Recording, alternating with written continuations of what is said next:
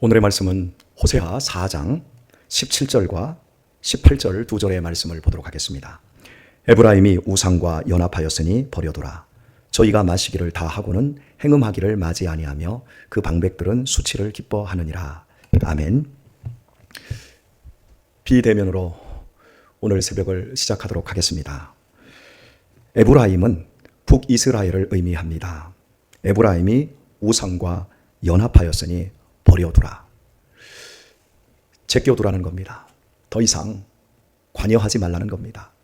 그들이 죽든 살든 유다 백성들을 향하여서 너희는 관여하지 말라고 말씀하고 있습니다. 그만큼 우상과 하나가 된 상태이기에 하나님의 말씀이 들어갈 수 있는 여지가 전혀 없는 겁니다. 많은 불신자들이 복음이 들어갈 틈이 없습니다. 복음을 아무리 전해도 벽창호처럼 반응하지 않습니다. 그런 경우 계속해서 복음을 증거하면 복음 증거자들이 에너지를 모두 빼앗기고 사역의 우울함 속에 사로잡힐 수 있습니다.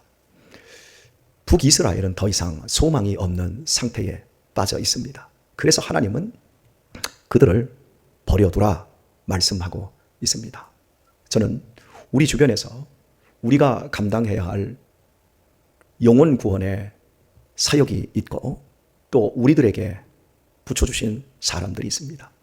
그들을 우리는 구원으로 초청해야 되지만 우리가 또 하나 생각해야 될 것은 하나님은 그들을 통해서 우리를 연단하고 계시다는 사실입니다. 인생 채찍과 사람 막대기로 그들을 사용하여 우리를 좋은 신앙인으로 하나님의 자녀다운 모습으로 만드시는 도구 역할로 붙여주시기도 하셨다는 사실입니다. 그래서 우리가 전도를 하다가 그들의 거센 도전과 반항에 부딪힌다고 낙심하지 않기를 바랍니다. 그런 경우 버려두라 말씀하신 하나님의 이 오늘의 말씀을 기억하시고 용기를 내셨으면 좋겠습니다. 18절 말씀을 보면 저희가 마시기를 다 하고는 행음하기를 맞이 아니하며, 여기서 저희는 북이스라엘 백성들, 즉 하나님께서 버려두라, 그들이 우상과 연합하였으니 버려두라 말씀하신 그들을 의미합니다. 저희가 마시기를 다 하고는 행음하기를 맞이 아니하며 라고 하고 있습니다. 마시고 또 마시고 도저히 더 못 마실 지경까지 마신 그 상태. 술로서 표현하면 사람이 술을 마십니다. 그러나 술을 계속해서 마시다 보면 술이 사람을 마셔버립니다. 이스라엘 백성들이 그 정도까지 하나님을 떠나서 행음하였습니다. 음란한 정도가 아니라 그 음란함을 행동으로 옮겼습니다. 어쩌다 마시고 어쩌다가 음란한 것에 빠진 것이 아닙니다. 실수한 것이 아니라 자기 주도적으로 적극적인 자세로 행음한 이스라엘의 실체를 하나님이 고발하고 있는 것입니다. 그리고 이어지는 말씀은 그 방백들은 수치를 기뻐하느니라. 방백들은 이스라엘의 지도자들을 의미합니다. 그들이 수치를 기뻐한다 말하고 있습니다. 뻔뻔해졌다라는 겁니다. 지도자들의 생명력은 도덕성에 있습니다. 일반 백성들과는 다른 윤리적이고 도덕적인 면에서 모범이 될 수 있어야 합니다. 그런데 그들이 수치를 기뻐한다 말합니다. 수치스러움은 말 그대로 부끄러운 것입니다. 수치를 부끄러움으로 여길 때에 사람은 온전해질 수 있습니다. 공자께서 길을 가다가 한 젊은이가 길가에서 대변을 눕는 것을 보고 매우 호통을 쳤습니다. 어떻게 사람이 길가에서 다 타인들이 보고 있는 가운데서 대변을 볼 수 있는가? 이 수치를 모르는 녀석아. 매우 호되게 야단을 쳤습니다. 그리고 조금 더 가다가 또 한 젊은이가 대변을 눕고 있는데 길 가운데서 눕고 있습니다. 그러자 제자들은 공자가 노발대발할 줄 알았는데 도리어 못 본 척 피해서 지나가고 말았습니다. 그때 제자가 묻습니다. 선생님, 왜 저 젊은이는 나무라지 않았습니까? 그러자 공자는 아까는 길 가에서 대변을 눕는 그 젊은이는 타인을 조금이라도 의식하기 때문에 가에서 대변을 누웠지만 저 젊은이는 아니 저놈은 전혀 타인을 이해하지 않는 사람의 눈치를 보지 않는 짐승인데 내가 혼을 낸들 고치겠느냐? 그렇습니다. 때로 부끄러움은 우리를 사람의 길로 인도를 합니다. 그런데 오늘 이스라엘 백성들은 당연히 부끄러워야 할 수치에 대해서 도리어 기뻐했다 말씀하고 있습니다. 아랫물 맑기는 윗물에 따라서 결정이 되어집니다. 윗물이 맑으면 아랫물이 맑을 수 있습니다. 그러나 윗물이 더러우면 자연스럽게 아랫물 역시도 더러워집니다.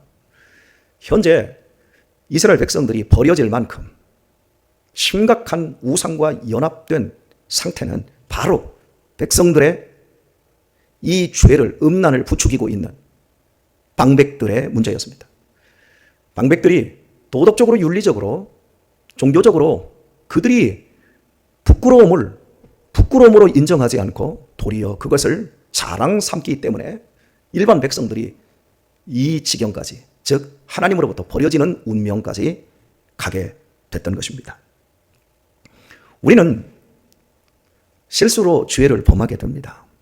우리는 살아가면서 순간순간 많은 허물을 갖게 되어집니다. 그때 마음에 찜찜함과 구린 구석이 생기게 되지요. 바로 그때 그 구림과 그 수치스러움으로 예수 그리스도의 보혈의 능력 앞에 나와 사죄의 은총을 얻게 되어집니다. 그래서 내가 지었던 그 수치스러운 죄에 대해서 다시 한번 각성하고 두 번 다시는 그런 죄를 짓지 않도록 하나님의 도움의 은혜를 구하게 됩니다. 지도자들의 타락은 국민들의 심각한 불행으로 이어집니다. 백성들을 진리로 이끌어갈 방백들이 가장 안전하게 그들을 보호하고 교육하고 계몽하고 지도해야 할 리더들이 먼저 수치를 기뻐할 만큼 심각한 도덕적 훼손 상태에 빠져 있습니다. 오늘 우리 교회 역시도 저는 지도자입니다. 목양자임 동시에 리더입니다. 그래서 항상 생각합니다. 성도들은 저 이상을 넘을 수 없다고 생각합니다. 오해는 하지 마십시오. 저보다 못났다거나 저보다 부족하다라는 표현을 하고 있는 게 아닙니다. 저보다 훨씬 잘나셨고 많이 배우셨고 또 인격적으로 훌륭하신 분들이 계십니다. 제가 목사 이상을 넘지 못한다라고 하는 것은 신앙의 영역이 열매 맺는 것을 의미합니다. 교회는 목사 수준과 동일하게 갑니다. 그래서 목사는 항상 깨어 있어야 합니다. 하나님의 말씀에 대해서 깨어 있어야 합니다. 좋은 리더는 앞에서 모범을 보입니다. 전쟁터에서 병사들만 내보냈고 뒤에서 구경만 하고 있는 이런 왕들, 이런 지휘관들은 큰 승리를 거두지를 못합니다. 알렉산더, 시저, 칭기스칸, 율리우스 시저, 이러한 왕들의 특징은 모두가 앞에서 모범적으로 싸웠다는 겁니다. 전쟁터에서 용감함은 곧 명예였습니다. 로마의 군인들은 전쟁터에서 죽는 것을 최고의 명예로 여겼습니다. 이런 분위기가 지도자들에 의해서 형성이 될 때 그 전쟁터에서 큰 승리를 거둘 수 있었던 겁니다. 지도자들의 깨어있음, 지도자들의 본이됨, 수치를 기뻐하는 것이 아니라 명예를 기뻐하는 것, 거기에 백성들의 삶의 또 건강의 척도가 정해진다고 할 수 있겠습니다. 우리나라는 독재 시대를 거쳤습니다. 특별히 서울의 봄을 기대했던 80년 그 무렵에 들어선 독재 정권은 우리나라에 많은 스포츠를 다양하게 발전시켰습니다. 특별히 프로야구를 출범시켰고 또 얼마 지나지 않아 프로축구를 출범시켰습니다. 그리고 계속해서 프로농구, 프로배구, 다양하게 스포츠가 프로화의 길을 걸었습니다. 그때 프로야구가 들어설 때 우리나라는 대학생들이 어마어마하게 민주화를 갈망하며 일어났고 가장 많은 반정부 시위가 이어졌습니다. 바로 그때 프로야구를 출범시키며 국민들의 시선을 다른 쪽으로 돌리는 거죠. 국민의 불만과 국민들의 반감들을 스포츠에 집중시켜서 거기서 발산을 시키게 만들었습니다. 한일전이 축구에 또 야구나 여러 스포츠에 가장 백미 아닙니까? 그런 경기들이 이루어지는 때는 거의 5월 달이었어요. 프로권투 시합들이 챔피언전이 이어질 때 그때는 우리나라의 정국이 어수선하고 강한 이슈가 있을 때였습니다. 심지어 휴전선에서 무장공비 사건 조작하에서 국민들에게 불안감을 조성하면서 무능한 정권, 독재 정권, 자신들의 리더십을, 불의한 리더십을 가리기 위해서 이런 나쁜 공작까지 펼쳤습니다. 이런 것들을 국가의 안전이라고 하는 명목으로 국민들을 속였던 그런 정부들, 우리는 그런 시대를 거쳐왔습니다. 그러나 결국 역사는 어떻게 흘렀습니까? 그들 모두가 20여 년이 흐른 후에 단죄되었습니다. 그리고 그들의 무소불위의 권력이 얼마나 허망한 먼지와 같았는지 만천하에 다 드러나지 않았습니까? 오늘의 말씀을 맺도록 하겠습니다. 여러분, 저를 위해서 기도해 주십시오. 그리고 우리 장로님들을 위해서 기도해 주십시오. 너무 우리 장로님들 좋은 지도자들이십니다. 계속해서 교회가 아름답고 풍성하고 거룩하고 깨끗하고 행복한 주님의 몸이 될 수 있도록 아랫물 맑기를 정화할 수 있는 위의 물들이 더욱더 맑을 수 있도록 기도해 주시기를 바랍니다. 명예를 기뻐할 수 있게 수치를 멀리하는 그런 분위기가 교회 안에 형성이 될 수 있도록 또 계속해서 그것이 유지되고 젊은이들에게도 이어져 갈 수 있는 이런 교회가 될 수 있도록 여러분 기도해 주시기를 바랍니다.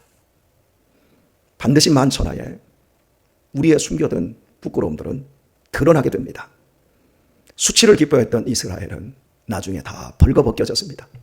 우리가 하나님께서 지금도 우리들 속에서 일하고 계시다는 사실을 기억하면서 목사나 장로님 또 우리 권사님들 우리 모두가 도덕적으로 윤리적으로 반듯한 사람이 될 수 있도록 안팎으로 깨끗하고 존귀한 우리 리더들이 될 수 있도록 우리 서로 노력하고 또 우리 후배들이 그 길을 따라오는 그런 교회로서 하나님의 눈길이 머물고 하나님이 우리를 보실 때 기뻐하는 교회가 될 수 있길 우리 주 예수님의 이름으로 축원합니다. 오늘도 믿음 안에서 승리하십시오.